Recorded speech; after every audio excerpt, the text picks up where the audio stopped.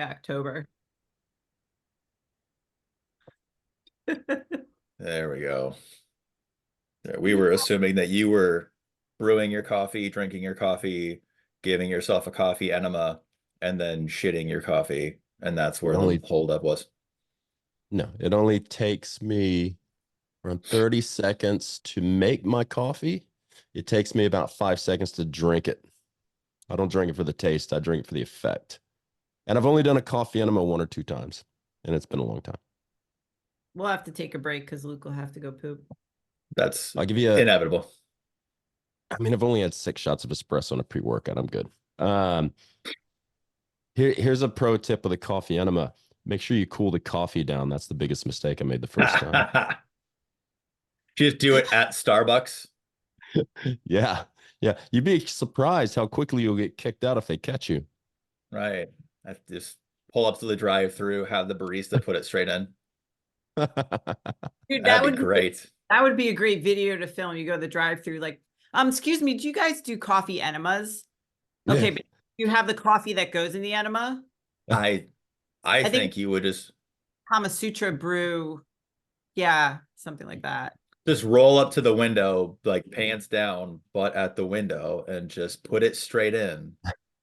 You won't get arrested for that at all. Nothing. I'll take what are the pumpkin spice latte, almond milk, no sugar, extra artificial sweetener. And can you put that in an enema bag, please? To go. Please. Although you might find the one Starbucks where you get the guy at the drive-through who's like, I'll give you 3 pumps, and then you don't know what he's talking about. That's it. Can you make it sugar-free? Just oof. Oof. Oh shit. Okay. Let's fucking do this. All right, kids. We're gonna call this. I'm spitballing a name, but I thought muscular dysfunction was kind of a nice little topic for this shit show of a video cast, whatever it is that we're doing. It's a series now. We put the fun in dysfunction. That's our motto. I'm gonna put Luke's what is it, at that NC-17 banner that you put on the Facebook group at the start of this video for everybody. Just get that shit out of the way. So, all right. So we've got Ellie Gilbert, Luke Leaman, and then I'm Zach Trowbridge. So this is our second one of these. So I got these guys on last time. We started off pretending like we were giving advice to new trainers, and then it turned into just a whole bunch of drug and dick conversation for 2.5 hours. So we'll see what today looks like. But over the last, I don't know, what, 30, 40 days, I've been taking a lot of like snippets from that video and doing a bunch of Instagram reels with it. And one of them that we put up was Luke and Allie talking about getting their training certifications, the difference between using the term strength coach and personal trainer. And one of the things that Luke had said was about borrowing money to get his first certification, and it not being a viable career choice. And the kind of general sense that a lot of people have about working in the training industry of that it's a zero sum, you can't make money on it, you can't make a living on it, working $10 an hour in a commercial gym sort of stuff. Or there's the other end of the spectrum where everyone is shady as fuck and everyone makes 7 figures while working on a beach with a laptop. Yeah. And does no actual training. So I thought maybe we could spend a little bit of time actually talking about how you can be successful working in the training field without hustling and grinding all day in a commercial gym, and also without being a giant piece of shit. Yeah. Figured that would be our kind of segue for today. So, yeah, I don't know. So I want to kind of throw it out. One, so how long, I know we talked about this last time, but like how long has everybody been working in the training industry? I started around 19 and I'm turning 46 in less than 2 weeks. So yeah, long fucking time. Fuck, you're so old, man. Jesus. Fucking old. Can't believe you're 46. Shit. Crazy. Hey, I don't feel it. I don't feel it at all. Yeah, I saw that guy. What a fucking clown. I don't know. I never made $10 an hour in the industry. I think when I started, and keep in mind that, it's, 19, 20, probably, yeah, around 19 and 20 years old. I was making like $50 an hour, but I was working for myself too. So I worked a full-time job selling fitness equipment, and I had my training certification. And then at one point I sold some equipment, and the lady said, by the way, do you train people? And I was like, I do. Completely fucking lied. I hadn't trained anybody and gotten paid for it yet. I trained a lot of my friends and competed in powerlifting and all that. But I said, yeah, 100%. So I started going to her home and training her. And that's how I got my start. So I don't know I don't know anybody who makes $10 an hour. I know a lot of people get paid more than they should, but I don't know anybody, especially these days, because the minimum training rates is at least $50, and that's if you're living in fucking bumfucked Egypt. And even if you're renting or you're working for another gym and it's $50, you're probably going to get at least 30 to 35% of that, or you should be. Right? So most people are going to be making, even at the low end entry level, you're probably going to be making at least $20 an hour, if not more. Yeah. Well, yeah, go ahead. No, I think like around, I think it obviously depends on where in the country, but I know commercial gyms are probably on the lower level commercial gyms, maybe not a Lifetime or something higher end, but I know like I knew people that worked at LA Fitness and they did half-hour sessions. And so they got $9 per half-hour session, which would be like $18 for the hour. And this is like 2008 or 9. And when I started working in a gym in like 2002, 2003, when I graduated, I think we started at 27, and then I tapped out or capped out at like $36.25 per hour. So I think it is definitely higher, again, depending on what they charge, because commercial gyms, I think, charge less than 100 for personal training in many places, or trainers actually charge that private, like between 60 and like 85, I think, Midwest, and then elsewhere, obviously it's over 100. I don't know anyone, but like $10 is, unless he was just being facetious, but Well, just a couple of quick things. Like when I was doing that, I moved to Austin later and wasn't really doing a lot of training, still selling fitness equipment, wasn't really training anybody because I had to rebuild my training business. So I left that industry and started working for Golds. And even with Golds, you had like different tiers of trainers that you would come in as. And because of my experience in the industry, I came on as top level trainer. And then you could command however much you wanted your sessions to be. So there were times I think I was making like for the session, probably $110 to $150 per session. And out of that, I would end up getting like 60 or $70. So I don't know where he's getting his information because it's, but you go, oh yeah, $9 per half session. Sessions are 30 minutes. That's $18 an hour. That's probably too high level algebra for him. And the last thing I'm going to say, and I hope he hears this, the whole thing, he laughed because I said I had to borrow $600 from my parents. I was 19. I had fucking $600 just sitting around. I was fucking 19. I was in college. Like, what do you think where do you think I'm just gonna pull that out of my ass? And that was back in like the late 90s. It's not like I wasn't some 19-year-old making six figures yet. I was when I was in my early 20s, but not at 19. So, yeah, of course I had to ask them for some money, and then I turned that into a career. So he can suck my balls. Well, I think, and I see this from like usually people who just do not belong in the training industry. Is like training is a service, right? So like you get paid when you're doing your job. I've seen trainers that have like 3 clients, but they're the gym for like 45 hours a week, and they're like, oh well, like I'm there for 45 hours.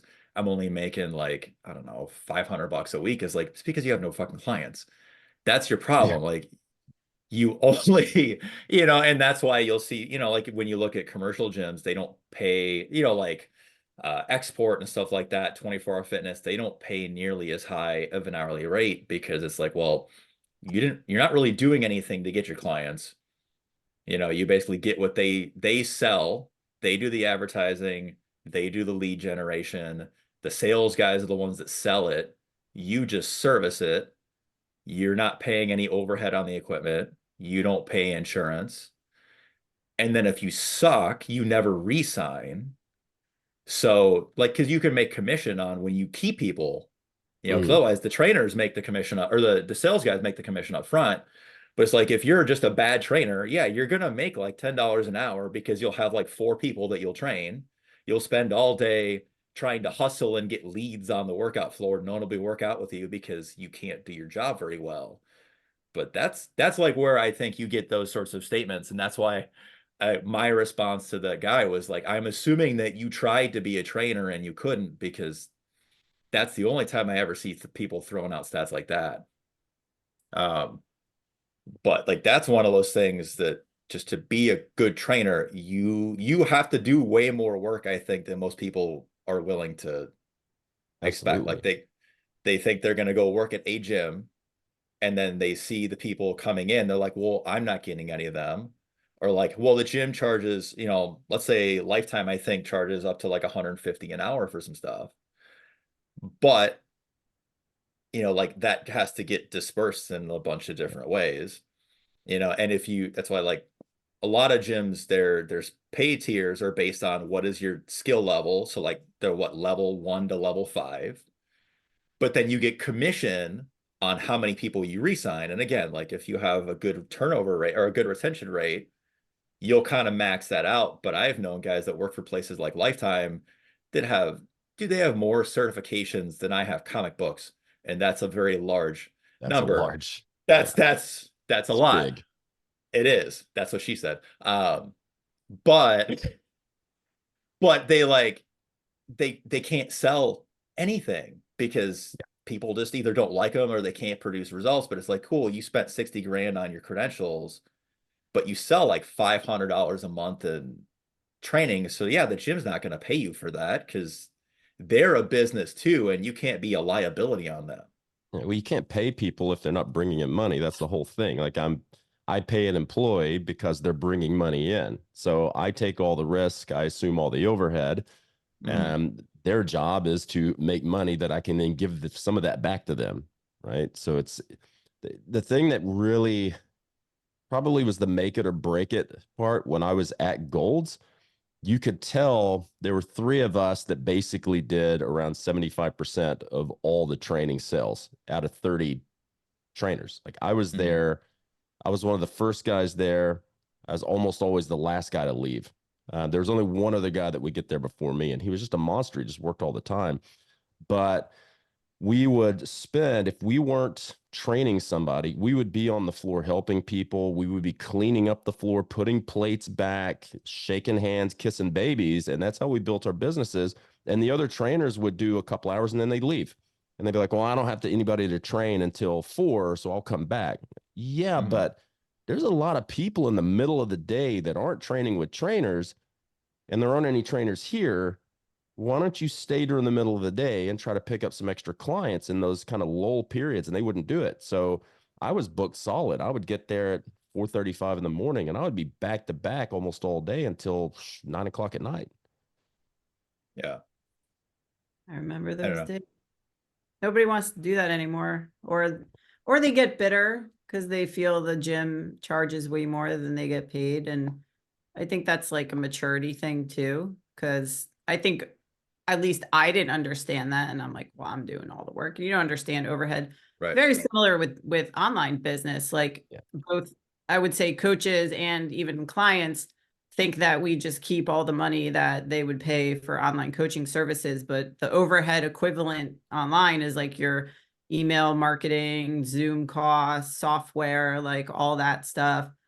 Insurance, liability, your systems, your management software, man, your taxes, they don't get it. Like, there's, and especially the online stuff, it is not, if you're working for yourself as a sole proprietor online, you don't really have that much overhead. You start adding staff and systems and lawyers and accountants and bookkeepers and all that shit gets complicated and really expensive really quickly. Mhm. Sure does. Yeah. I don't know. I think like if you're gonna get into the training field, like it's like any service thing, whether you're a trainer, hairstylist, massage therapist, tattoo artist, like take a fucking business course and like learn what needs to go into it. Cause like you are your own business, whether you work for yourself or you work for someone else, you know, even if you work for a commercial gym or if you know you're working for a boutique place, either way, like people are still there for you. So the way you're going to bring value and the way you're going to max out your earning potential is you. You know, it's Yeah. not the fucking programs that you write. It's like if people will come for you. Yeah. But otherwise, like if people just go to Lifetime or like if they come to our gym and they just want to join the gym, it's like, well, then that's where the reputation is. It's, you know, for us, it's All Strength Training. When they Google us, we're the first place that comes up. Well, then they came to us. They didn't Google one of the employees, or they may have even, frankly, they may have found me, you know, or my wife or something because our stuff is out there. But the number of people who don't like, I've had employees that have worked with me for like 3 or 4 years that don't even tell anybody they're a trainer. But then they're like, well, I want to make more money. I'm like, so tell someone you're a trainer. Like, you know, Market someone, yourself. someone comes to our place. Like if I get, you know, a lead that's like, yeah, I saw, you know, this coach's Instagram page. I want to work with them. It's like, dude, they get their first month as their fucking commission. So they might make $800 because I'm like, dude, they're gonna stay for so long. You know, we sign them up for 6 months up front. You can have the first month, like that's on you, dude. You know, and that's on top of what they get paid for actually training because like that's valuable. Yeah. You know, that's 100%. less work we have to do. It's less marketing we're spending. You know, it's just less times I've got to be in front of a goddamn camera to try to like Yeah. generate stuff. It's like that's you it's a business. I don't know. It's just it's weird how people forget that you need to actually like yes, you have to do more than just produce the results once they're already there.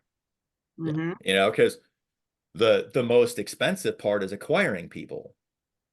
You know, and that's where all the overhead is. Like it's really cheap to keep people. So like, and I get the like, yes, as a retention thing, like I love the fact that people love my staff and they want to stay for them, but like that's a cheap part of it. Mm. You know, it's way more expensive to deal all with all the bullshit of getting people in that door.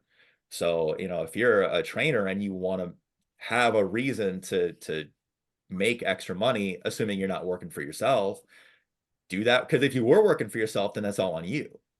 Yeah. You The know, thing and is, you'd be eating that cost anyway. if you're working for someone else, it's not expensive for you at all to market yourself because social Mhm. media is free. Just get on and put yourself out there and then do good work. If you do good Right. work, people will talk. Like you see our social media and our Yeah. marketing stuff is completely atrocious because we come from I come from a generation that didn't have that. I had to get business by doing really good work and actually having a portfolio and not Mhm. pretending like I knew what I was doing by taking a lot of marketing stuff and getting online and basically smoke and mirrors and just plagiarizing other people's shit, right? But I see a lot of the younger trainers, they've never trained anybody in person. They've never got any results. And they're like, I don't understand why I can't get clients. I'm doing all this sales and marketing stuff. I did a business, like worked with a business coach. It's just not working.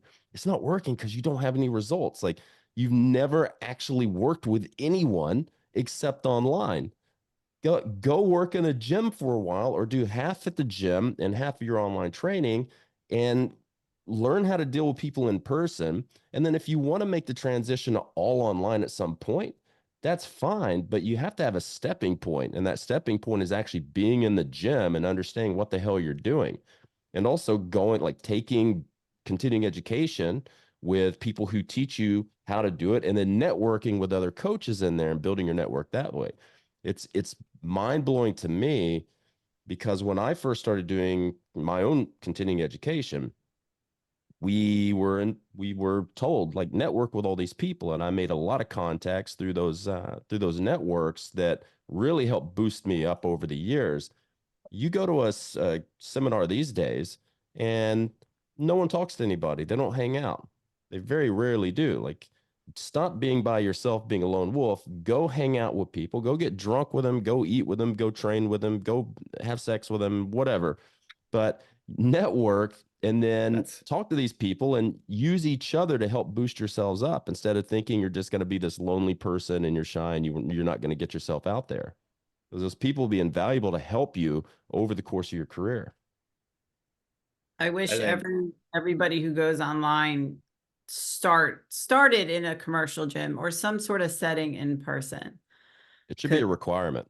yeah, You should have to do some type of apprenticeship first. it's crazy the number of people that don't. And I think because they're afraid they're gonna make like $10 an hour or they're not gonna make as much. And like you just gain so much more than that. And you just get put in front of so many different personalities and orthopedic issues, and you know how to like cue people, and you could actually describe stuff online better than if if you've done it in person. It just provides so much. Like it's very difficult to find, like it's hard to get rich off working for somebody at a gym. However, you can make a very good living as a trainer if you start there, for sure. I think so. I I mean, think too many people are too focused on the money. Like if you're focused solely on the money, don't get in this industry because it's not about that. Like you can make a damn good living, but if you focus on the right things, you'll get there a lot faster.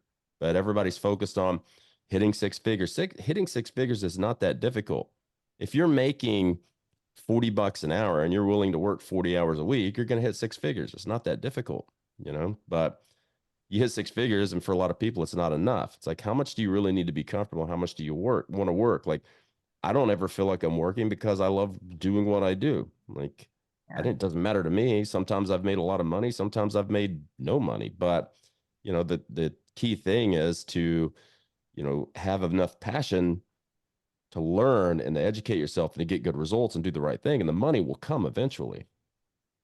I could tell you guys that the most ridiculous deal I had, I think I had just started with Luke in 2015.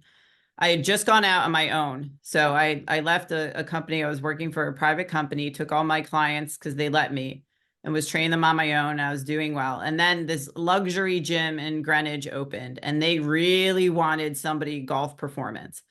And I was like, I don't want to work for anybody else. I'm done. And they're like, just tell us what you want. And I'm like, let's see how this goes over. So I said, I want a salary.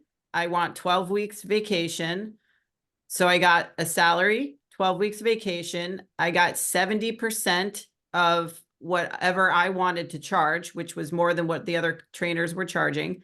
I got 5% off each session every other trainer did.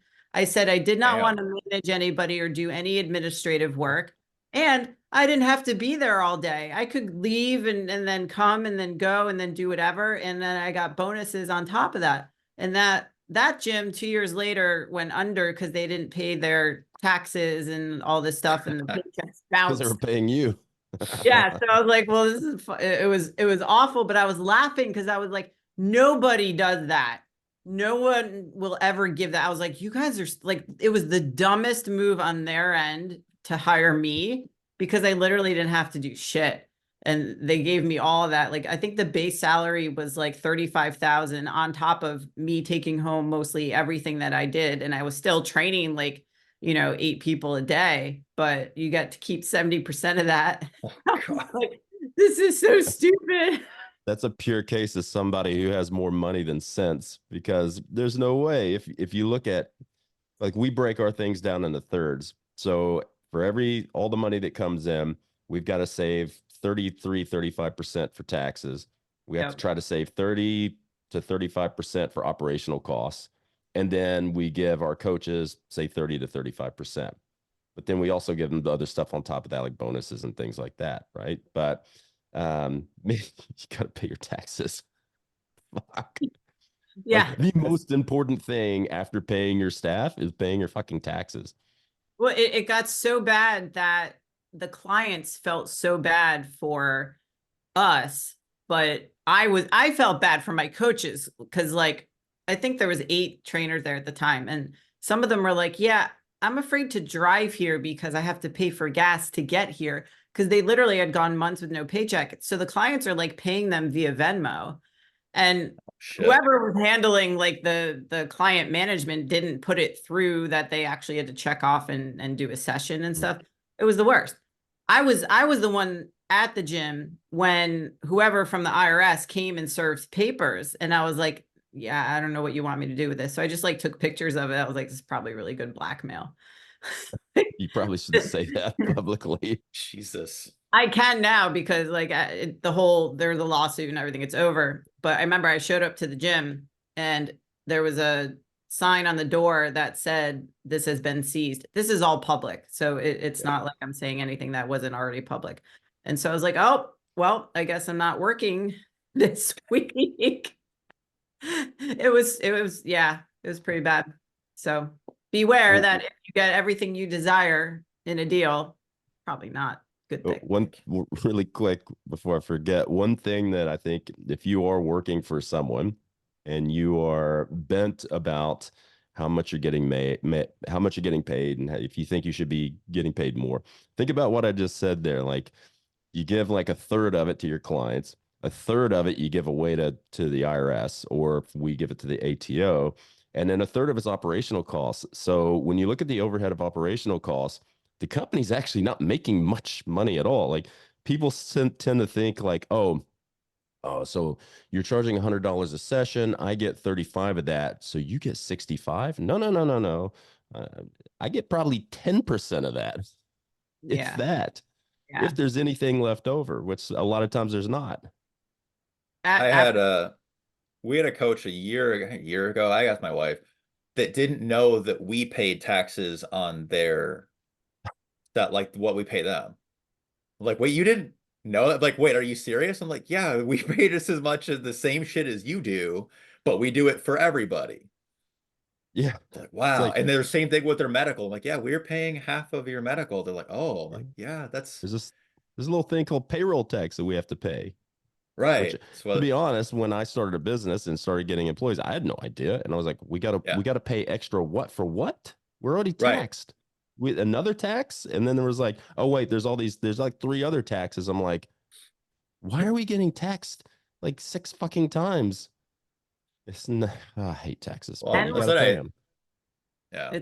And that's why I like some of the entrepreneur reels I see on Instagram. Like you're gonna have these massive highs and then massive lows, and I'm like, oh, the accuracy. Like, we're the ones that have to worry about that stuff. And I'm not saying that to detract from it, because it's obviously something I very much enjoy doing. It's almost like that ride of stress is like enjoyable, because it's like the epitome of hard work and what you can produce from that.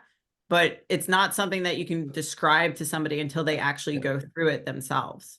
It's so much easier to just work for somebody else and just do your job and go home and don't have to worry about all this stuff. Oh, Totally. Well, I mean, it's a trade-off, so if you're somebody who wants to make that like, high 6-figure sort of stuff, you want to make 300 grand a year, you're going to expect that you're going to not sleep because you're too fucking stressed about a bill that you weren't prepared for. Fuck, 3 days ago, we had someone blow out one of our windows while they were walking by just to be a dick. $1,800 just to fix the window, just because a dickhead was yelling at one of our coaches walking down the street. She came in, he didn't like it, so he fucking hit the window with a rock and it exploded. But it's like, we're not raising rates, we're not taking that from anybody's check. It's like, oh fuck, I guess we're on the hook for that now. You just get kicked in the pickle for it. It just is. But it's like all that stuff. I got a good one for you.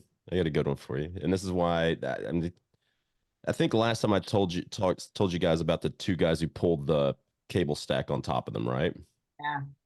Yeah. So we talked about that. Okay. So I've got a new one. And this is why, not just because the pain in the ass and the overhead, when people ask me, I want to build a gym, what's your best business advice? I tell them, don't do it. Just pay rent or work for someone else, whatever. Don't build a fucking gym. It's not going to be profitable as much as you think it is. It's going to take a long time to be massively profitable, if it ever does at all, right? And sometimes it's not worth the stress. But So Zoe was at at our gym, and no, wait, no. Isaac was at the gym, and a girl comes in and goes, "Hey, I want to come in and work out. What's the what's the day rate?" So she paid the day rate. She comes in, and she just gets on a treadmill. Doesn't even lift weights. Just gets on a treadmill. She's walking on a treadmill, and he's kind of watching her, and she's like recording herself on her phone and pretending like she's talking to somebody on the other treadmill. And he's like, "That's fucking weird," but he doesn't think anything about it.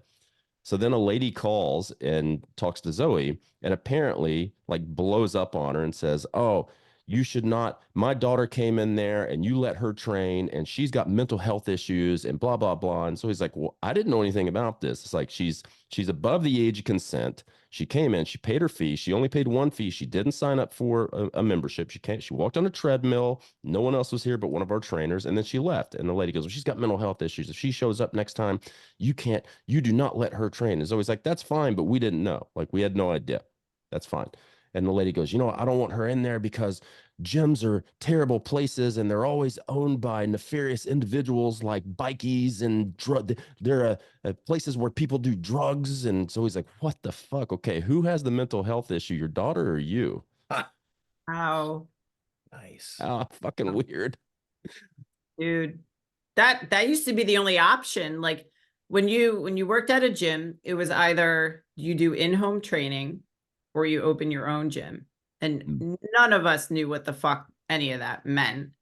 I did in-home. I freaking hated it. It was the worst because if you hit traffic, then you're fucked. If you have to go to the bathroom, it's awkward. You got to find somewhere else. You don't have time. You don't have time to do emails or anything because you're always driving. It's just hella stressful. And then opening a gym, it's like, well, you got to ask like your clients because no one has the capital for that. And no one knows where to start with that. And online coaching back then was like people that were not respected at all because they were the ones that are like, "I'm in Bali and we know exactly somebody like this. I'm in Bali making 9,000 figures. I can get you to make 42 figures in 5 minutes. Just hire me and pay me $67 via Amex and I'll charge you 3 times." Don't know anyone like that, but then obviously options increased and people still open gyms and that's still their thing, but I think now like the online coaches are very quick to jump online before gaining enough experience in person like Man, we I did. used to love going to people's houses and training them. That was great because I could charge them so much more, and you end up like having these really cool personal like relationships with them where they're constantly like giving you presents and they want to feed you and like they want to hang out. I'm like, "Oh, this is fucking great." So at one point I was doing it's like selling the fitness equipment 3 days a week at the top store in our corporation. I was making like 3 grand working 3 grand a month working 3 days a week. And then I was making like another three, like probably training people 12 hours a week.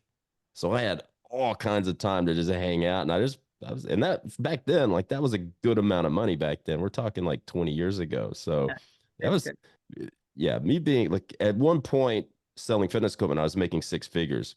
And I think I was like 20, maybe 25, 26. Man, nobody that age should make 6 figures, man. I spent it on cars and drugs and going out, and like I was a fucking bottles in the club. Like I thought I was a big baller, and I fucking blew all of it. All of it. Ugh.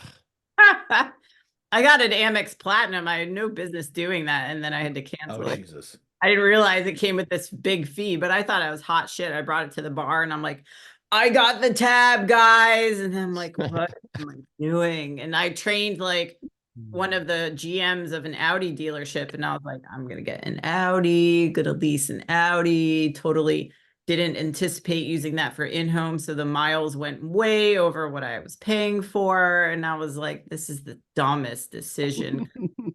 Yeah, you're like in your 20s, you're like, "I have nothing else. I'm just gonna spend it and look cool and take pictures and all that stuff." But in-home people like in Greenwich were interesting because like you'd have intercom to get in the driveway. Then you couldn't find them in their house. And then there were like 9 people that were like contractors and cleaners and God knows what. They'd be late in their own house, complaining about I don't even know what it was. But the coolest part was looking around the houses, and I was like, man. And I'd be like, Yeah. you ever sit in that corner, or is that just for like decoration? Because this is like I had a guy. I had a guy who was a tax attorney for a lot of celebrities. This was in Dallas, and he would go. He had a private jet, so he would fly to Hollywood and do like tax stuff for them. And then on the other days, he'd fly to New York and do tax stuff for them. So this guy was a massive workaholic. And I would show up at his house at like 5:30 in the morning. He'd open the door, he'd be in his underwear. He's like, I haven't gone to sleep. I've been working all night. He'd hand me $100 bill and he'd go, I can't train today. And I'd go, all right. And I'd go home, go back to sleep. that was the best. There are some really cool people. I had one guy who was a record executive who smoked weed every day. And like I'd enter his house and I'm like, dude. And he's like, I'm sorry, I had, whoever band over. And we did like half an hour. We did the same 3 stretches for like 10 years because that's all he wanted to do. And then we'd play with his dog. And I was like, this is awesome. that was easy. But doing that back to back to back all day, that was difficult, especially if you have to go all over creation. But I got to see some sick houses. And now I see like when I get Zillow emails for Greenwich, I still like to see like how many millions of dollars are these houses. And I'm like, oh my God, I trained somebody there. And you look at the inside and you're like, that's fucking funny. It's really cool. Should charge more. I don't think I would never touch that in-home shit. I don't know how you guys did that. There's no fucking way I'm lugging around that much equipment, and I'm not wandering into strange people's houses. No, And all ending my up in clients had equipment. 2020, really? Oh yeah, All my clients, I sold them equipment, and then I'd give them a free training session on top of that, and then I would sell them on like 3 times a week. Oh, there you go. Yeah, That's what I should have done. If you have that much money, you can build your own gym too. I wouldn't do it now. I'm too old for that shit. But in your 20s, man, that was great. Quite the I hustle. missed out on that. I had kids too early, so I never did that shit. I spent my whole life at a gym trying to make sure that there was money to fucking feed our kids, But all right, so we have the best tangents. hey, that's the whole point, man. We can't go off a script because this call would be like 6 minutes long. Work for yourself and buy. Like that's basically the takeaway for being successful as a trader. No. Work for someone else and don't fucking have any overhead. That's the key. Yeah. Well, that's the key to like the low stress shit. If you just want to get your bills paid, have a check coming in, go work for someone else, let them deal with all the bullshit. I feel like if you want to actually make a decent amount of money, What's a decent amount of money? Because my coaches before COVID were making 6 figures. Yeah. And training like maybe 25 people online. That was it. They didn't have to do shit. Yeah. I don't know. Will be a satisfactory amount of money for me. More than probably will be a satisfactory amount of money for most people. Yeah, but you got kids. Yeah. That's true. And big city. They're all $1 million each. Plus we keep buying every dog we find on the street. So like that's not helping us. So when Zoe and I decided to get our PR for Australia, because I need to get PR and then go for citizenship. She doesn't need citizenship, but having PR is a good idea. Yeah. Like we weren't paying when we started Muscle Nerds, we weren't even making minimum wage here. Like we were paying ourselves below the poverty level and just trying to make ends meet. Like then when we realized that was a big mistake because we had to pay ourselves $54,000 a piece for 4 years in a row in order to apply for PR. Now, if you do the conversion, 54,000 here, like 9 million is around 36,000 US.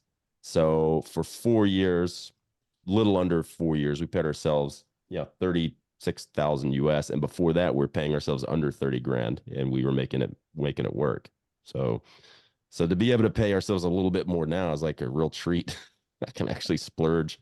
I can buy the good meat now. I don't have to buy the fucking bullshit meat. I guess, yeah, that's probably a good disclaimer that your version of six figures is six figures Australian, which is not close to six Yeah, I mean, figures in American. even now, if I were to convert what I pay myself now, and keep in mind we have a 7-figure business and a 6-figure business, I probably pay myself about 65,000 US. Yeah. Like I don't would I like to pay myself more? Sure. Could I? Sure, but why? Like everything's comfortable here. I mean, Zoe and I together is making about 130 grand US, Mhm. and like we don't need more than that to be happy. Yeah. Yeah. I mean, fuck, I can say this to like prospective like trainers, people trying to succeed. As a business owner, I want to do less than I do now. So if I have people who are capable of taking stuff off my plate and doing it well and not just like expecting it because a certain amount of time has passed on a calendar, I'll pay for that shit. Yeah, I would much rather pay myself less and give part of my salary to someone else to do shit that I don't need to be involved in, Hmm. and then actually have some free time to do stuff that I like to do. It's Yeah. worth it for me. Totally.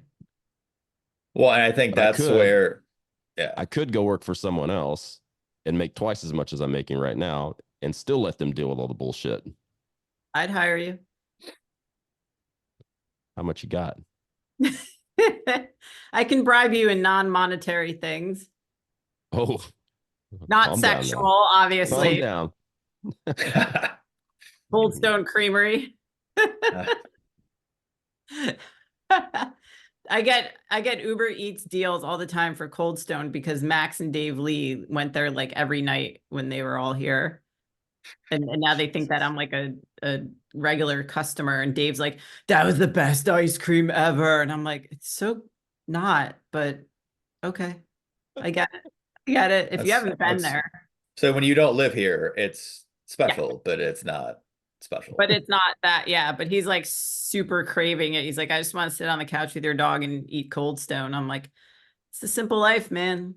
It's all we need. It's like a frat Sort of, house here. So yeah. we got You Ninja have a, Cream. That doesn't count. you have a lot of strange people coming in your house, it feels like. We do. We, Yeah.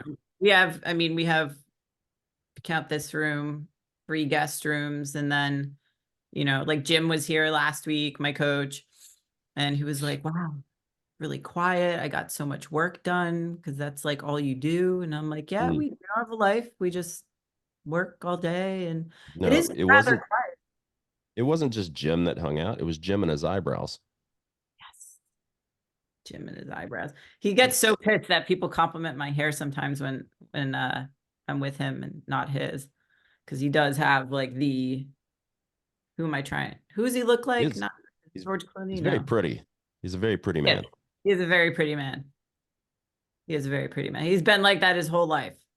And stupidly nice. I want to watch him coach because I know if you're that nice, you're a real fucking asshole to your fucking athletes. And I love that. Oh yeah, because he like he's been in the NBA and gets a lot of the kids that like knock off and stuff. And when he lays into something, it's like, who are you? It's cool. It's like a whole different Love to person. see that. Yeah, we have a cool team, Luke. I'm just saying, if you want in, I know. I'm too busy. you can live in the room down there, your room. I call that My Luke's room. room and Ed's room because Ed comes here probably the most often. Ed and Dave's room, and then Luke's room. So Jim stayed in your room. I'm like, you stay in Luke's room down the hall. Do you Luke's have like Luke's face on the door so people know whose room it is? I want a I have it nameplate. above the bed. Or he I just demand a leaves, nameplate when I show up again. Yeah. or do you just leave stains on the bed and that's how people know that you were here? I should take a black light to those rooms, actually. That'd be pretty. I've peed on the bed to mark my territory. You know what would really help the next time Luke goes to your house that would make him feel really at home is bees. Oh, I knew you were gonna say that. Fucking bees. Did we talk about bees the last time? I I feel think like we we should talk did. about bees. Yeah, I Did think we we? did Maybe. I when the don't know. vent was clogged with bees and they stung me. That was fun. Yes. Oh, yeah. Yeah. Yeah. We don't Yeah. have that really. We've I got, mean, he really, it's his favorite. So bees and Benadryl are like It's, how you it's make him feel Florida. I'm going to welcome. show up. There'll be a fucking gator in the room. Uh, Galvatron jumped right into bed with him. It was so cute. Hey, That's buddy. one stinky dog. He needs a bath.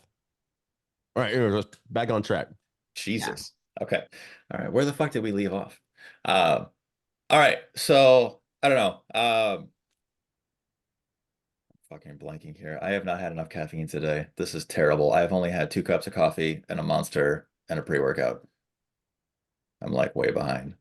That was bad. I had that before 6 o'clock, 6 a.m. I know. Well, so I guess if we're talking about the online side, how did you guys, could you guys both do very significant online? Ali, you're pretty much only online, right? Do you train anybody in person? Not anymore. If you count Zoom, I have 2 guys I've trained for like 12 years. I do Yeah. still, but not in person. Okay. And then Luke, you still do some stuff at IOPC, right? Or do you not? Not really, not really. I'm just too busy. I sometimes, like, if Yeah. I have to fill in, I'll go up there, right? So if we Yeah. have like a coach goes on a holiday or something happens, I'll go up there. Um, and I'll go up there randomly. I need to go up there, but my car's all torn apart, so I got to get my car put back together because I've been working on it. But yeah, most of what I do is like my whole day. I wake up, I hit the DMs to answer because I've got 20, maybe a little over 20 clients myself, and a lot of them, I mean, the people that I take on have like crazy shit going on. Like Allie, Allie's like, she'll be like, "Hey, I've got a photo shoot in 3 days. Can you fucking make me look lean again?" And I'm like, she's already dick skin lean anyways. But like most of the people that I deal with are really high level. So everything that I'm doing is very time sensitive.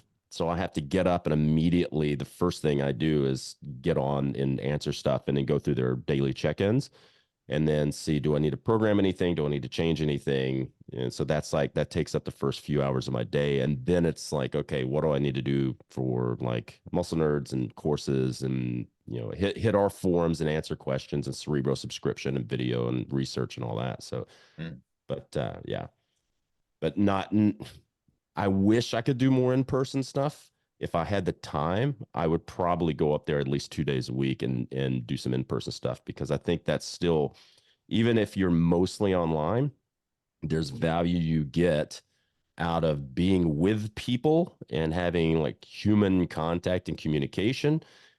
And that's when a lot of the times when I get crazy out of the box ideas on fixing certain things, when I'm in the gym, I can try that with clients and I'm like, okay, that either worked really well and exactly like I thought it was going to, or fuck, that was like a hot bag of shit that didn't work at all. But it's difficult to do that with people online. You just don't get the same response as if I'm there, I can make small tweaks, put them in the positions I want, and then figure out how the shit works better. And it's much better to do that in person. So I wish I did have more time to do that. Yeah. Yeah. So from like a moving online, where did you guys both start? Like, I mean, Luke, to a degree, I kind of know how you transitioned into it. It was sort of thrust upon you to a degree. Although I guess like you don't know, actually take that back because I was training with you online in 2011. So no, Yeah. I guess No, that's not even so right. I was probably one of the first people doing online training because I started sometime around like 2007 before it was even people even knew you could train online. And I just kind of Yeah. fell into it because if you'll remember like the old Poliquin forums, like when it was like the Wild West and then they shut it down and Charles was like Yes. crazy active in there and I was really active in there. And that's before I ever worked for Poliquin Group. That's when I was just a student and I just helped people. I was just active helping people. And that's what got me noticed that ended up getting me a job as an instructor for Poliquin Group. But that started it, right? Because that Charles saw me answering questions um, and then not expecting anything for it. And then he eventually asked me to come on and be one of the instructors. But I ended up picking up online clients from going to seminars because I would go to seminars that'd be like, "Hey, thanks for answering that question on the forum, blah, blah, blah. Hey, do you think you could like, could we do some consults or could you help me out? Like do a long distance thing. And then I was like, well, sure. Maybe I'll try training you. I can write your programming and tell you what to do. And then I picked up my first one. And then by 2009, I think maybe I had like 15 or 20 people by 2009. And then I just never stopped. Yeah. So yeah, I kind of fell into it at a time when it was a cool opportunity because no one else was doing it. Yeah. Allie, what about you? How did you get to where you are? Like, how did that start? It started in like 2015, 2016 when I started working at that crazy gym. Mhm. People in the golf fitness world wanted to work with me and they're like, how can I work with you online? I'm like, I don't know. Like, I didn't know anything about setting that up. So I got, when True Coach was Fitbot, it was like new. And I was like, that's my software. And I don't know what else I did for nutrition, probably my Fitness Pal, like everybody else. Mhm. Then PayPal I probably used. I don't even remember. And I just took clients like in the golf fitness world. So I was hybrid for a while, really up until COVID. And then we moved to Florida and it just made it very easy. Yeah. And then I have those two guys that still like to do live Zoom. And one does like 5 or 6 days a week. The other guy does twice. I mean, I love them. They're easy to work with. So it kept them, but then the business like just grew as I evolved, since then. So it'll be almost 10 years, but I actually really feel like I've had a handle on everything only the past 2 years. Especially this last year with the business coaching I did with Bedros and then now bringing on a team. It's like, I feel like it's a startup almost because I'm like, all right, now I understand what goes into all this. I have a grasp on like what we're offering, what we're about. I feel like it took a while to like develop like what is my identity in this space. And then honestly, working mentorships with Luke is what really exploded my business, which I've told him and I've said publicly many times because I feel like people are so afraid to give other people credit because they're like, I don't want to lose my clients to somebody else. And I'm like, no, you have to, or you should give credit to the people that you learn from because it shows that like you respect people, but also people respect you for that. But learning how to dial people in online through Luke and all the time that I feel bad for him having to spend with me on mentorship hours, but that's another reason why coaches should hire coaches is because you could actually learn different processes and what they do and maybe what you want to do or what you don't want to do. People I hired before Luke, I was like, this is trash. I don't like what they do here. Oh, I like this. Like, oh, this is what they use for payment software. This is how they communicate. Because there's no like standard of like, you should talk to your client X amount of weeks. You should check chronometer X amount of times. Like there was no structure. I think maybe John Goodman came up with something about online training and I think he wrote a book on it and stuff, but learning through others who have shown massive proficiencies, because Luke's been doing this obviously for so many years, really helped me to learn how to apply that stuff online, like what to look for. Because it is different when you're in person with somebody, you have that 1 hour to control that one variable. And if you work for somebody else, you probably aren't doing any nutrition coaching or any lifestyle stuff on the side. Even if you are still, at least you get to see that person a little bit. But then when you're completely online and you're not seeing somebody, then you need ways to be able to look at things differently. And I think learning that is so critical because like if you hop online, especially if you've never worked with somebody in person, everyone thinks, oh, it's just a workout and it's just, a meal plan. And it's really not because it's also illegal to write a meal plan for people in various states in the US. So you can't really do that, but it's different legality. It's different, different stuff you have to provide as a service in order for the client to have a good experience and get results. Because once something plateaus or people get stuck and then the coach is like, well, I've never been through this before because I've never took somebody through this type of thing in person or whatever, then it can be terrifying for people and they should really learn from others. So what do you guys look for in the people that you hire? You know, because like both of you guys have grown to a point where it's not just you anymore, and now you guys both have staff. Where, like, what do you consider, like, okay, if someone is wanting to make that jump from something in person, is it fair to assume that neither of you would hire someone who has not done a shit ton of in-person experience? Or would you guys ever I consider someone who, I 'cause used Luke, to I say guess, that, but I do. I mean, I have my head coach right now has not trained that many people in person. Like I yeah, hired him while he was finishing out his certifications, but the reason I did that is because he did all our continuing education. He did his certifications at a high performance athletics center here, which most people will do like online. He actually did it, so it was like an apprenticeship, mm, and he's smart as fuck. And he impressed me. And I was like, okay, if you're willing to move from Sydney to Brisbane, then you can work next to me and we can chat about this stuff all day. And what we'll do is I will help you write the programs. I'll help you with stuff. I just need you to be the person that does the communication and talks to clients. So yeah, when I look for someone to bring on, the first thing I need, can you communicate effectively with people, and are people going to like you? Because I don't need you to be me. mm, There's only one space for Luke in our company because I'm a fucking maniac, but I don't want any more maniacs.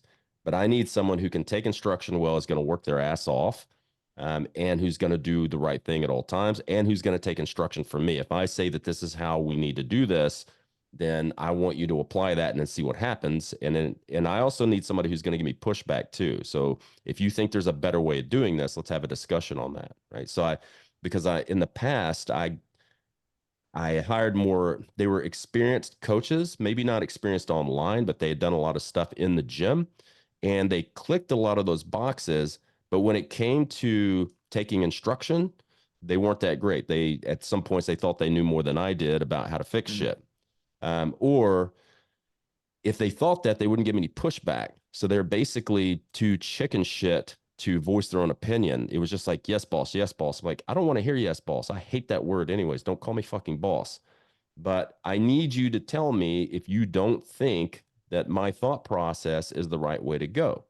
Because if you think there's a better way or you figured something else out, I want to know that and we'll try that too, or we'll try that instead.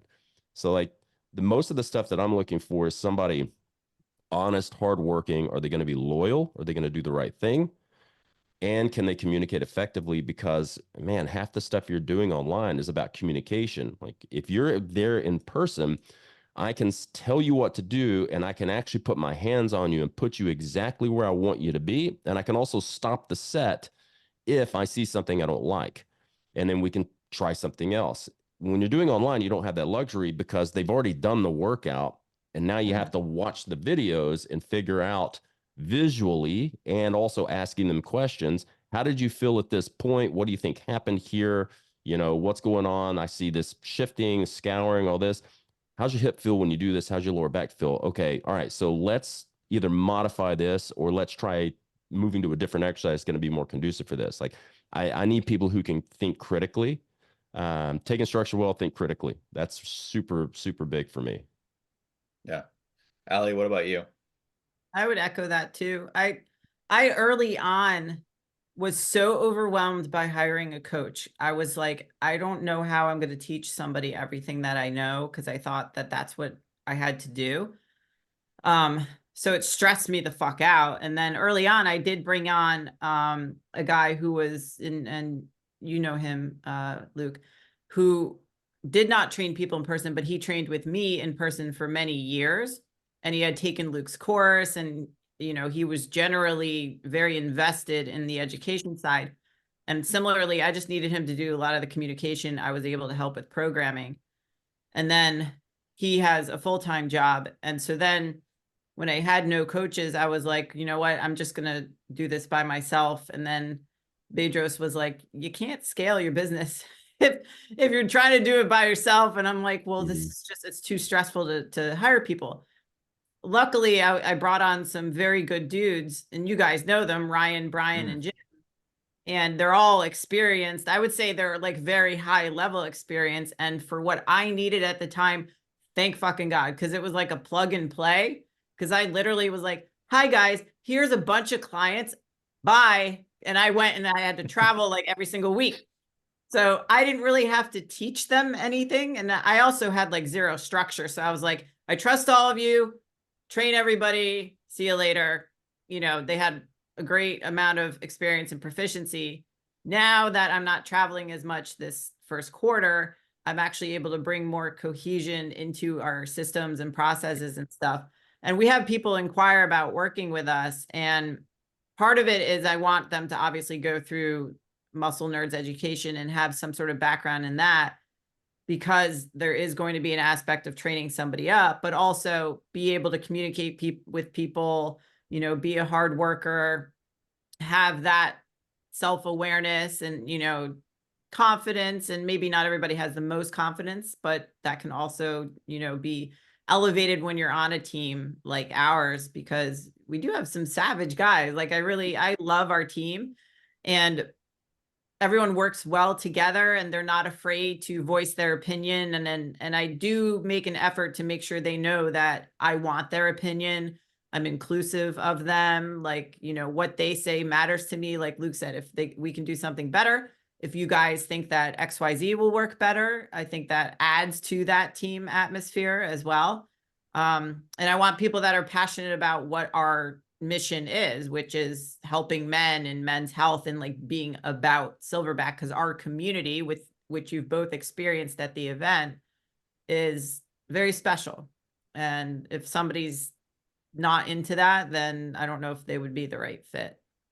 So Yeah. So like when I look at bring people on, I can teach them everything they need to know, and I can help them through things. If they run into a problem, I'm always here. So I can like, all right, so let's sit down and have a quick, like today, I'll have a mentorship session with Max, because every Tuesday is kind of we'll 2 or 3 hours, we'll sit there and talk about clients and go over some stuff. But he lives with us. So if he has a question or something that pops up, he'll just come find me and we'll like brainstorm and go through it really quickly.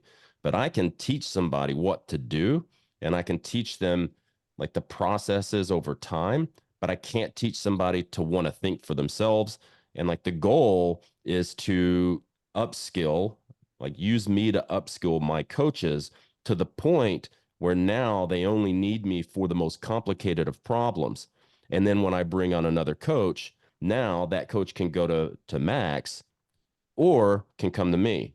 Like if it's something Max can't handle. So what we tell people when they come on is people come on, they want to train with me. I'm like, I'm really expensive. Like Max is not. Plus, I'm not taking on any clients anymore unless I just really want to. So like, I'll go on your waiting list. I'm like, you're going to be waiting for a really long time, because until like my clients, nobody ever leaves. So it's like, and I love that, because I'd rather have clients for years than have to constantly restart the education of a new client and tell them all the same shit that I expect and all that. That's why they go to Max, right? So I look at Max as kind of, and all my coaches as being kind of like the Game of Thrones. They're the right hand, like they're the hand of Luke. Like you go to the hand. You don't need to come to me, right? Because the hand can come to me and I can help him help you. yeah, I love Yeah. that. That's a big part of that. And I enjoy that like team approach too, because then Yeah. you don't have to handle everything. You could just kind of zone in on like some of the complicated stuff. And Like basically, I'm not a great communicator. Like well, I'll put it like this. I'm a great communicator if the client can take initiative, and if they can learn how to be autonomous and they can take what I'm teaching them and start making their own decisions. So my ideal client will basically apply what I tell them to do.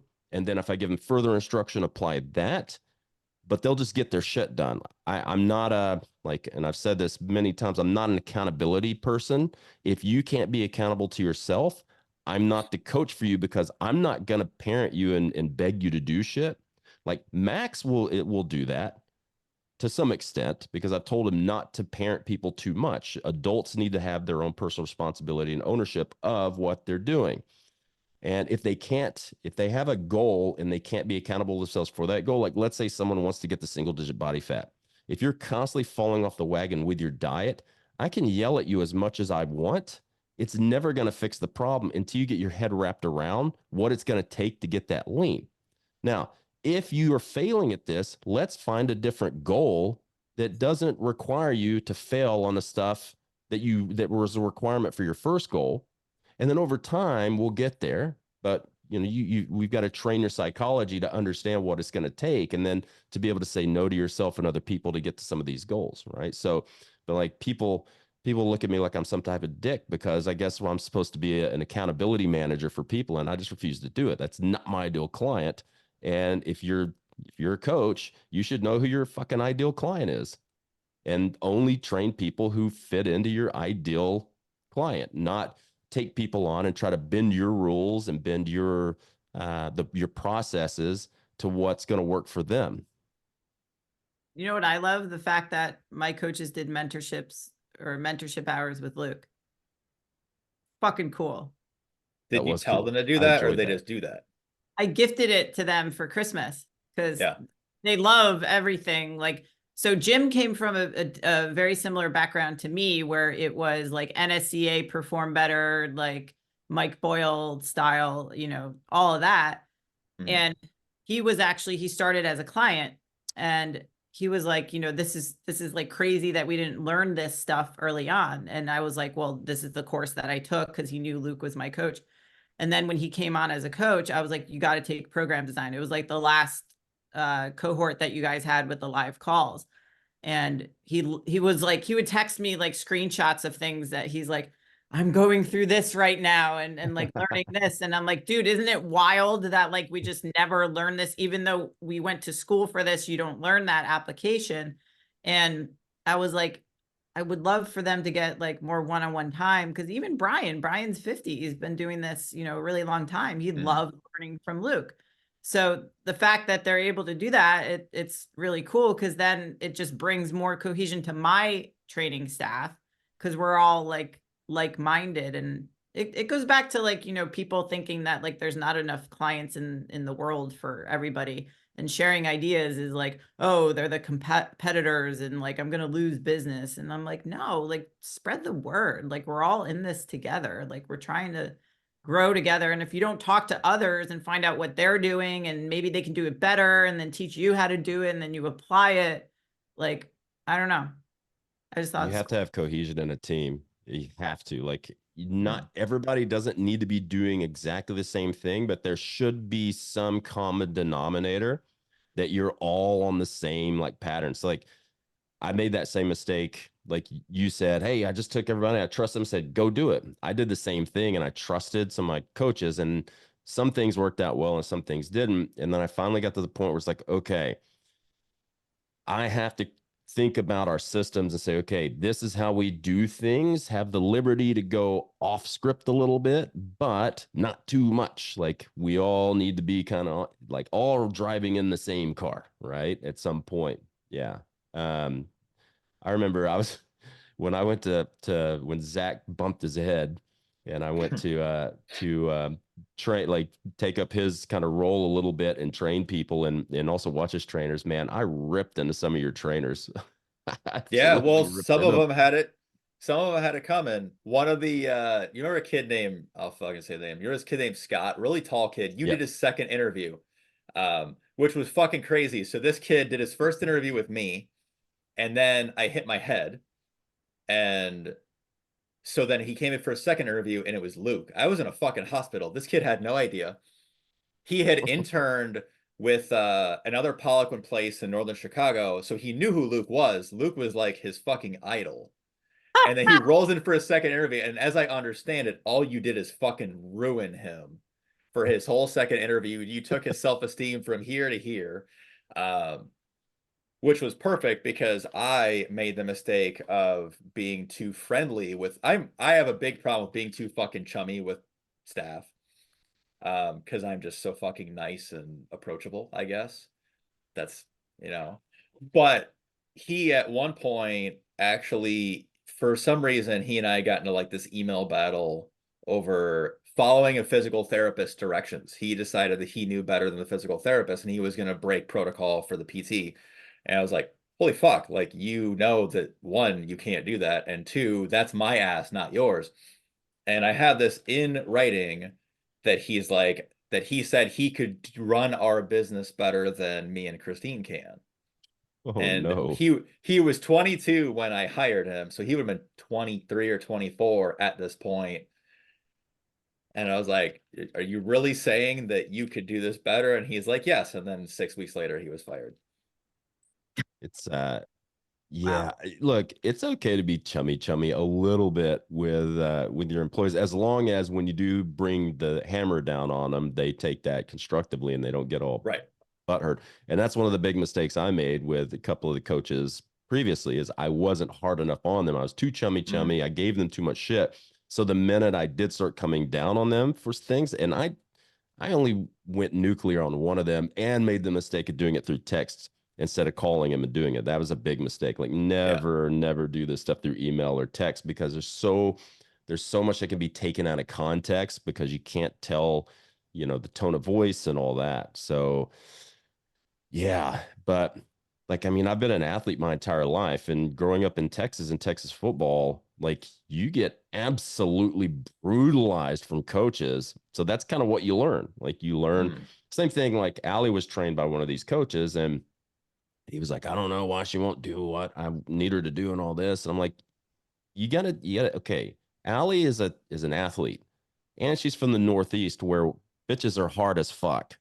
She's not going to like respect if you're mamby-pambying around. So then I ended up taking over programming, and I was like, listen, cunt, this is what we need to do. And she was like, fuck yeah, now this is what I'm talking about. And then she got crazy results, and he was like, it's because it's you.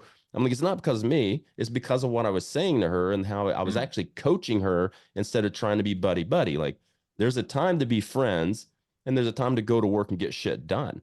And anybody who's ever trained with me in person will say the same thing. I'm not nice. Like, I'll be super nice. Yeah. We start the session. I'm your fucking nightmare. And then we're done with the session. I'm like, hey, good job. And we're friends again. But like, I'm a coach. Like, that's the way I do it. So that's the way I do it even with my employees now. It's like, if somebody fucks up, I'm like, hey, let's talk about this. You fucked up, right? Stop being a twat. Yeah. That I did not do well when I would ask a question and then he's like, well, we can change it if you really feel this. And I'm like, no, that's not what I'm looking for. I'm looking for you to Yeah. be like, no, shut the fuck up and continue to do what I want you to say. But You with and I had the same conversation yesterday. We were talking about your eccentrics. You were like, well, maybe I need to take the weight down to 130. I'm like, no. I've adjusted to 150. We'll do it with 150 because I'm confident you can do that. So we don't need to take another 20 pounds off the fucking bar. She's like, okay, that makes sense. I'm like, good. that was fun taking weight releasers there's a gym down the street where it's all like equestrians that train there. And I go there when I'm like short on time. And they're like, what is this? Oh, I've never seen that before. Is that for lockouts? I'm like, no. They, yeah. Zach, You bring your own, I've you told bring Allie your own weight about this. releasers. Yeah, you have to, because no gyms Yeah, have weight releasers, right? that's So true. like, Yeah. when I was still working at Gold's, I had all my chains and bands, and I had my weight releasers because I was still powerlifting, and I didn't want to leave it there. And I also didn't, it was, all that stuff. Well, I did leave it there, but I didn't want to, like, there's a 20,000 square foot gym. So I didn't want to like carry chains across the thing. So I went and bought a suitcase. I had all my shit in a suitcase. I'd roll my suitcase across the floor, put it behind the squat rack, and just start pulling my shit out. Yes. The homeless trainer with his chain suitcase. I like that. So I guess that's an interesting point. Like you mentioned, like, as you have to be a hard ass at the right time and you've got to play with kid gloves at other times, like how do you tell people to figure that out? If you're a trainer who has no fucking clue, when if they're, like, especially if you're a new trainer, like, I'm terrified of pissing someone off and making them leave, but I need to have this conversation with them. Like, Yeah. what do you guys have advice, You're like, talking about for even, yeah, well, clients or so if you're, employees? well, let's say you're a trainer. Let's not worry about it from a business owner perspective, Yeah. but like, let's say you're a trainer, client, like you with Allie. Allie is giving pushback on something that you don't think is Yeah. necessary. How, like, how do you teach someone who doesn't necessarily know when they're about to make the right call as far as how to play that? I think the first thing is having the emotional intelligence and know which client, how they're going to respond to certain things. So Yeah. you gotta test them out first.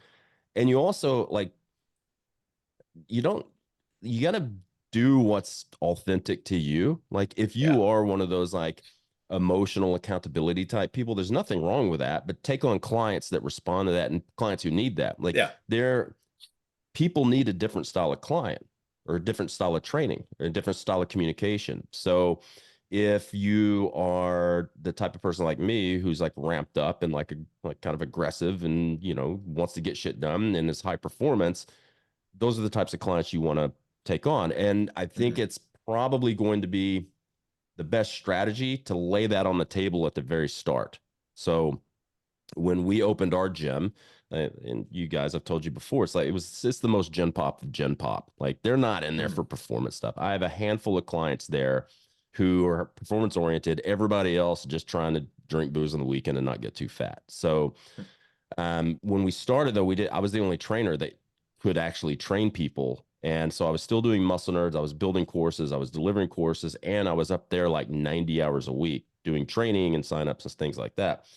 And so I got really busy real quick. And I remember there was a lady there. She's actually a cricket coach, like international coach. And so she's an athlete. So she asked me if I would train her. And I just told her straight up, I'm like, look, I don't really need to be training anybody right now. I'm super busy. I'm like, I'd like to train you because you're my ideal client. But first things first, are you going to waste my fucking time? She was like, what? I'm like, I don't have time for people to waste my fucking time. So if you're going to give me a bunch of fucking excuses, you're going to miss workouts, you're not going to be diligent on your nutrition and all this, I don't have fucking time for you. So you're going to waste my time or not? She goes, I won't waste your time. And she was a great fucking client. I think it's important to start, like, you got to set the tone right off the bat. Mhm. So if you set the tone that you're a namby-pamby, heartfelt trainer, and then you try to get a bit mouthy with your client, they're going to be like, wait, what the fuck just happened? It's like a bait and switch, and they're not going to Yeah. like that. So if I say, are you going to waste my fucking time? And they're like, I don't like the way you're talking. And I'm like, good, you're not my ideal client, but I do have a coach for you. So let me go get that coach. Like, and then you just pawn them Yeah. off to the other person. Yeah. I think that, yeah, because I mean, growing up in the industry, I had to deal with a lot of the Wall Street type A guys that felt they knew everything. And they were yes all day long. And I found out quickly, like they did not know about what I was teaching them. And so if you put them in their place, they respected it. Yep. Mhm. I can talk to them like that because they respect the fact that I'm able to stand up to them instead of being yes man all day. 100%. But yeah, you do have to identify what clients will respond a certain way. Like there's people that we can call pussies and stuff like that, and there's guys that we probably never would, and that's okay. But I have 3 different trainers with 3 different personalities, which is great because then when I have an initial call with somebody, I know, okay, this personality type would do well with this guy Yeah. because they butt heads, they're not going to have a good experience. And, then that just becomes something that you bring across, like it shows on social media and everything. Like, I think people know coming to us that we're very transparent and direct because that's how I show up but they know that we're not like dickheads, you Yeah. know? So I think, yeah. And then you'll find out, like if it goes sideways, then you'll find out, like, that's part of it, but it's, why having conversations with people in person can also be way useful because it is different, like through a Mhm. screen, body language is a thing and the way people that, react to you and just practicing that. And even learning how to frame things like, personally, I've been reading some books about hard conversations because that does come with business ownership, but also how to frame stuff because I will just come out and say it. Yeah. And like buffer or like the person doesn't know it's coming or something. And, the way that you can frame things is asking permission in a way to say, hey, I'd really like to discuss something that's very important because I feel that this will help our working relationship so that the person's prepared for a hard conversation. And then you can show the vulnerable side and say, my experience with this is that you XYZ, or you don't really want your results, or you're, backtracking on whatever. And then you listen to what their experience is, and then you find a solution together instead of just going at somebody and maybe accusing them, because you don't know what's going on in their life and they may not be telling you. And especially if it's online and with a client, if you can tell someone's emails are off, or they're short, or the way they're communicating is not typical from how when you started, everything okay? Yeah. What's up? This is not like you, So I think a big part of that's just learn how to read the room. yeah. And if you're going to test the water with what you can get away with, start with small things and build those up over time and find out what that person's tolerance level is, and like how insane and how maniacal can I get before the client's like, what the fuck is going on? So you don't want to go like from 0 to 100 real quick. And the client's like, what the fuck just happened? Yeah. I just had a Dr. Jekyll, Mr. Hyde moment. When you guys are interviewing for online clients, essentially, do you guys always do Zoom face-to-face sort of stuff just so you can pick up on some of that, or would you ever do like, is an email exchange ever enough? We do both. Yeah. A lot of our bottleneck has to come with people who come on and go, I want to train with Luke. And so he's like, Luke's not taking on clients, but we've got Max or David. And then they're like, I want to train with Luke. And so I'm like, well, let's just get on a call with me, Max, and you. That way I can reassure them that basically it's going from God to me to Max to them. Like, because a lot of cases, because he's so young, they won't have a lot of confidence. And we haven't put Max out there, so people don't understand how brilliant the guy is. But Allie's met him, and the kid is sharp, right? I swear to God, he's me at his age, just without like all the hookers and drugs and doing dumb shit. Like the kid's like 200 years old in a fucking young 20-something-year-old's body, right? But all he does is work. He's brilliant and takes instruction well. So a lot of the times, if we need to get on a Zoom call, I'll get on a Zoom call and I'll be like, okay, so Max and I will talk and ask questions with the potential client, and then Max will answer some stuff. I'll answer some stuff, and that usually lets them see like, oh, okay, I'm actually going to be well taken care of. I don't actually have to work with Luke because he's the next best thing. Yeah. Yeah. Allie, you Similar. guys do? Yeah.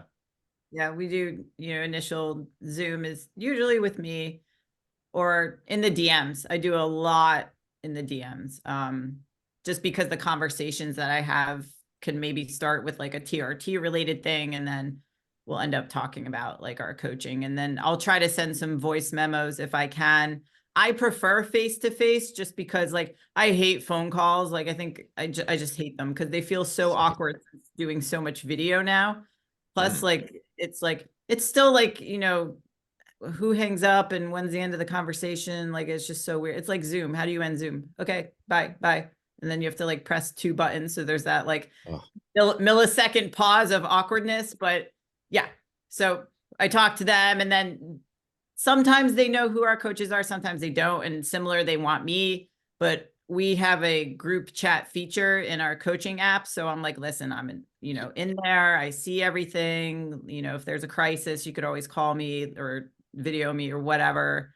I did have a guy turn me down today because he asked how my day was. And I said, it's great. And I had this new men's coaching offer. Would you like to join? And he said, well, I want to get to know you first. Will you video chat? And I said, no, I don't offer that. And he said, all right, well, that's a great way to unfollow. And I was like, okay, bye. Other than that, like when they're actually serious, everything is done on Zoom because it's just a better experience. I much prefer the video calls. I prefer the video calls too, but getting off of fucking Zoom is the most awkward thing ever. You're like, okay, bye. Oh, where's the button? Oh, I never know how to get off like in a way that's not awkward. I got stuck off my webinar on Thursday night. I like when you share screen, I couldn't find the exit button and people were still there. And I'm like, Anna, help me. How do I find the exit? Like people are like, it's the red button. I'm like, I know I don't have it. And like, they're still sitting on the webinar. And I'm like, that's so fucking awkward. I didn't know. Just leave the webinar, people. It's over. Yeah, Shit. guys, please leave the room. Like, I'm done. I don't know how to exit this, but yeah, that's why I take a picture with you and then we know, like, all right, we're done. Yeah, we're done. All right. Tell you what, why don't we kind of hit into like closing thoughts for everybody here? We're hitting an hour and a half. So if you had just one thing maybe to kind of hit people who are at the stage where they're, they'll say they're a trainer, but they're kind of struggling, let's say either financially or just trying to find like their footing, what would you give somebody like that if someone came to you like, dude, like I'm doing the work, but I can't seem to pull any new clients. Like I'm stuck. I can't make enough to actually call this a career. So I'm at that point where I've got to kind of sink or swim. Like, do you guys have any advice for someone who's in that position? Yeah, so let's look at in gym versus online. So in the gym, the best thing is stay on the floor, man. Stay on the floor, stay at the gym, walk around and help people. And then, like Ali said, you got to frame it right. Like, if you can't walk up to somebody and be like, "Hey, bro, I see that you're squatting like shit. Let me help you with that." You have to do it in a way that doesn't make them feel bad. So what I used to do is I'd walk up and say, "Hey, I notice when you're doing this movement that this is happening. I've seen this. Like, would you like me to show you a way that you could probably instantly fix that, and then you probably even hit a PR?" And they'd be like, yeah, sure, fuck it, right? Because no one wants unsolicited advice. You have to frame it in a way that they see a benefit. It's just this sales 101, right? Say, hey, you know, everything looks good, but there's this one thing that's a little bit dodgy. I actually know something that may fix that. Would you feel like that's a benefit to you? Would you like to see it? They say yes. So you show them that, and then that opens up the conversation of, oh, what else do you know? Well, let me show you this. You start showing them a couple of things they've never seen before, and you fix some things really quickly. All of a sudden, they're like, oh man, do you actually do this? Are you a trainer here? Yeah, I'm a trainer here. Would you like to come in? Like, this is what I do. Maybe just come in for kind of like we get to know each other and talk about what I could possibly do depending on your goals. And then maybe we see what happens. Maybe come in for a few sessions and see what we can do. And then you do a really good job and they buy 36 pack. So like in-person training is really easy to do, but you have to be willing to go out and talk to people. And the biggest, I think the biggest piece of advice I can give there is just be helpful, be really helpful, Yeah. and don't expect anything from it. And you'll become well known as the dude or the dudette in the gym who knows their shit and knows more than anybody else and who's actually helping people and not expecting anything. And people will flock to you. That's how I built my in-person business. Now online, they'll want to pay a lot of money for funnels and all this stuff. And I think if you have to do that. You have to pay for some marketing at first just so you can get visibility. But what you need to do is you just got to fucking spam social. Like Yeah. if you want to see spamming social, like watch Allie. Like Allie, I can't go on any fucking platform without her being one of the first videos that pops up. I don't even scroll through. Like I don't look at I get on to post memes or to answer DMs. I don't actually I'm not one of those guys that I just scroll through Instagram or Facebook. But when I open my phone to do DMs, I can guarantee you I'm going to see one of two people. I'm either going to see Allie or I'm going to see my mate Matt Peacock. I'm going to see one Yeah. of them because they're consistent with their social media, and we're now in an age where if you're not consistent with your social media and you're starting out, you're going to have a really hard time because the market is so saturated. Whereas when I got into it, there weren't that many trainers and it was all in person. So you built a business like that over a couple of decades, moving to social media. You immediately have a following because people are already following you and going to your website anyway. So then now nobody goes to your website, they go straight to your Instagram. So you Yeah. just got to be really consistent and just pump out content, whether you think it's valuable or not. Like people eat it up. You just show an exercise and explain how to do it better or whatever, and people love that shit. Like the problem I had with social media at the start was I wanted to get on and talk about really complex things because that's my demographic. But then because I'm teaching this stuff, but then there's also like, well, we've got a training business too. and we want to get more Gen Pop people on, I also need to talk about like basic shit too. So then we had to kind of move laterally and start talking about a lot of basic shit, because that's the stuff that's more helpful, especially for people who are just getting into the business or people who are just getting into working out. Yeah. Perfect. Allie, what would you say? Echoing that, like getting on social, just show up, find solutions to people's problems, provide them for free over and over and over again, and have conversations with them, and you build trust. When you build trust and you deliver a ton of free value, psychologically, people feel indebted to you in a way where they're more likely to buy your coaching, and they have a relationship with you, so they feel that they can trust you. You can't just show up and be like, hi, buy my product. They don't know who you are. They don't know what you can provide. They don't know what you can do for them. So it's the constant, like all the posts that I tell younger coaches to make, I'm like, think about what people struggle with and hit the pain points. And the pain points make it very easy, because then that's your topic for that week or whatever. So what are people telling you they struggle with? Make a post on that. You know, I put in our application forms, like I ask what people have done, what they've tried to get to their goals. And then I have a novel sometimes of information that helps provide me of what people are struggling with, because Yeah. sometimes we forget what it's like to be in their shoes, or if somebody doesn't know what to expect from your coaching. Now you have a way that you can connect with people because you're providing value, and it's not like you're giving away everything, because the application is completely different than you providing some tips or a better way of doing something. And then show up as yourself, because nothing is worse when you meet somebody in person and they are different than who they are online. Authenticity really goes over very well, because it is so superficial for somebody to come off cringy and salesy and not vulnerable, because people want to connect with real, and they want to trust somebody that they know has maybe been where they are and is relatable and shows up as themselves, versus somebody who's trying to show up as somebody they're not, because you could see right through that. Yeah. Awesome. I remember Perfect. probably the best piece of advice I got years ago for social, and this is when social was fairly new and it wasn't the monster that is now. Zoe asked this person, you know, what do we put online? Like, how much stuff do we give away? He goes, give it all away. He goes, give it all away, because you guys know so much that you could give and give and get. You would never run out of more shit to give people, because especially when you look at a 60-second clip on Instagram, like that's not a lot of time to give a lot of information. So it's not like you're ever going to run out of things to talk about. Yeah. Awesome. All right, kids. It's getting late. Luke, I know you got another podcast later. Yeah. Why don't we tie this one off for the day? This was pretty impressive. I think we only used like the word dick maybe 6 or 7 times this whole hour and a half. That is impressive. That's That's a new record. I'm kind of concerned for all of us. That was not expected. I'm like, it might be different. It was like 8 a.m. our time, Zach.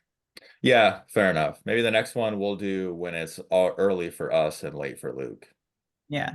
Yeah. Yeah, why we always have to cater to the guy across the world? What the fuck? Because he's a bit of a Because you drama love me, queen. that's why. Yeah, I I don't guess. think that's it. We put up with your shit, but call it what it is. He does that too. All right. All right, kids. We'll tell you what. Let's do this again in a month or something. Otherwise, yeah, if anybody's watching this has questions, any stuff that you guys want us to talk about the next time, just throw them in the comments, and then give these guys a follow. I'll put their social stuff in the comments as well. And otherwise, I think that's it. Yeah. Give us direction, people. Muscular dysfunction. Yes. All right. I'm gonna see if I can find the fucking end button for this thing, or I'm just gonna sit here way awkwardly. Here's the awkward get off Zoom. No, don't do that yet. Stop recording. We'll take a picture and then we'll get off. Okay. Fine. That's a good All right. idea. I'm gonna find the stop recording button since they hit it on Zoom now. All right. Here we go.